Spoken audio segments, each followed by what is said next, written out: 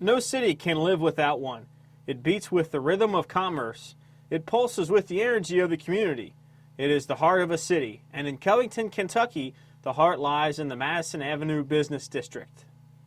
Covington, Kentucky was platted in 1815, and its 4 original streets were named for Kentucky's early governors, including Governor George Madison. Many businesses tied to the river and its traffic began to thrive in the mid-1800s. As manufacturing and industry began to thrive, so did Madison Avenue. Some early buildings can still be seen today. The Oddfellows Hall, located at 5th and Madison, was dedicated in 1857. The German National Bank, which later became the Liberty National Bank, opened its doors in the 600 block of Madison in 1871. Madison Avenue has been the main business thoroughfare in the city of Covington for well over 150 years. The building behind me is the Oddfellows Hall, which was begun in 1856 and dedicated in 1857. At the time, it was one of the largest buildings in Covington. It has played host to many different businesses throughout its history. During the Civil War, it was a place to house Confederate prisoners. It was also the place where assassinated Governor William Goebel lay in state. More recently, the building has been completely refurbished and now is home to many different businesses and a large banquet facility. Madison Avenue has also over the years been known for a location for shopping for fine furniture. Some of the furniture stores that once existed on Madison Avenue included Marx Brothers, Modern Furniture, and Brock's. 6th and Madison has for over a century been the major hub for banking in northern Kentucky and continues that role today. Also, Covington was a major place for shopping. 2 large department stores were located on Madison Avenue, including Cobbins and Eilerman's. Today, that area is now known as the Wedding District and is bringing back much vitality to Covington's business district. As was the case in so many early towns, businesses faced the ever-present threat of natural disaster.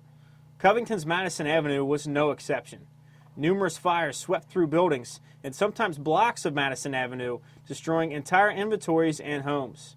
Floods, like in many river towns up and down the Ohio River, have also taken their toll on Madison Avenue businesses. The flood of 1937, one of the worst floods in Covington's history, spread south into the Madison Avenue Business District, making a boat the necessary means of transportation. The riverfront played a pivotal role in the development of Covington. One of the earliest settlers was Thomas Kennedy, who built property on Greenup and Garrett Street. Kennedy operated a ferry and also a tavern. The location of Covington near the Licking River and the Ohio River was very important to the early development of the city. Eventually, in 1815, the city was incorporated by the state of Kentucky, and the city grew. The original north-south streets in Covington are named after the first 5 governors of the state: Shelby, Garrett, Greenup, Scott, and Madison. When the streets were laid out, Madison was considered on the outskirts of the town. It was actually forested land. Over time, as the city moved westward, Madison Avenue developed into the major thoroughfare for business in the city of Covington. Covington was a pivotal place to do business. Iron, coal, and other products were shipped to Covington and then further shipped south to places like New Orleans. Over time, this river traffic increased from barges to steamboats. Even today, you will find barges plying the river, taking goods west and south. The opening of the Roebling Suspension Bridge over the Ohio River in the 1860s also played an important part in the development of Covington. This major link between Cincinnati and Covington increased trade and provided Covington businessmen with more opportunities to trade north. It also allowed many Northern Kentuckians to live in the communities of Northern Kentucky and do business in Cincinnati. The bridge has been an important landmark in the community for over 100 years and is still seen as a symbol of the region. Each time disaster struck, business owners and residents rebuilt and brought an even wider variety of commerce to Covington's Madison Avenue district. The heyday of Covington's downtown and Madison Avenue business district spanned from the late 1800s through the 1930s. Madison Avenue reflects the diversity of the city of Covington. Behind me stands Trinity Episcopal Church, one of Covington's religious landmarks. The congregation was founded in the 1840s and has flourished ever since. There are many other churches on Madison Avenue, including Madison Avenue Christian, Madison Avenue Baptist, and the Cathedral Basilica of the Assumption. These churches cater to different ethnic groups throughout their history. Today, they continue to be vibrant parts of the community. Church has also attracted many artists to the region. If you look at Covington churches, you will see many historic pieces of art, sculpture, mosaics, paintings, and other items that reflect Covington's diversity and ethnic heritage.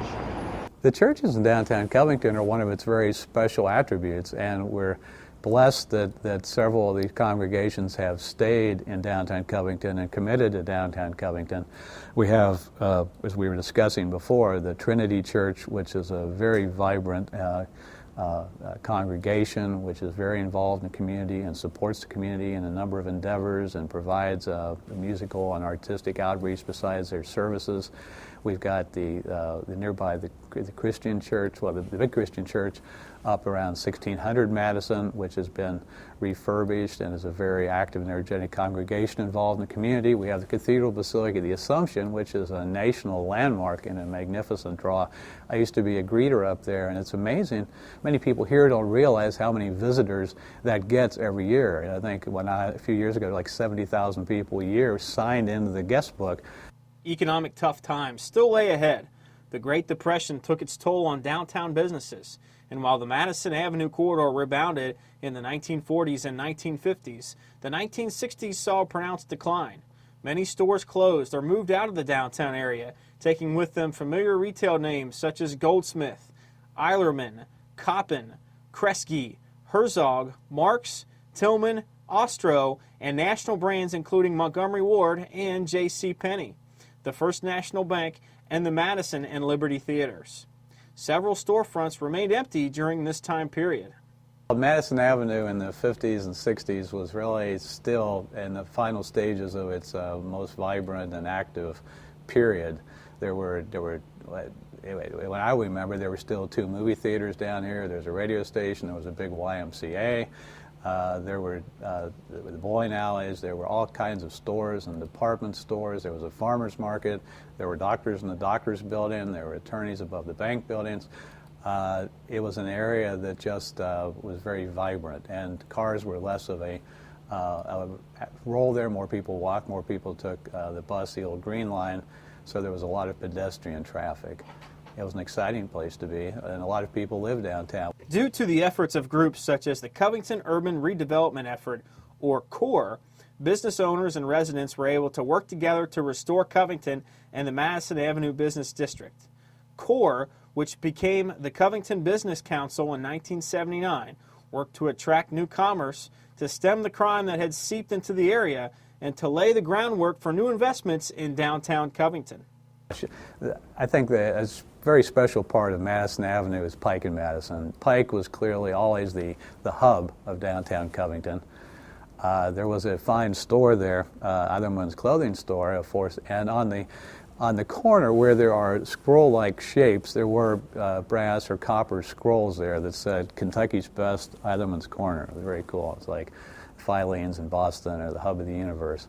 And but that was an area you had right there in the old Covington Mutual building. You had upstairs the Covington Industrial Club, which was a precursor of the Chamber of Commerce, and was, for instance, the place where the business leaders met and originally developed the plans for what became the Greater Cincinnati Airport. And you had the YMCA there, which is 70,000 square foot, a major YM and YWCA.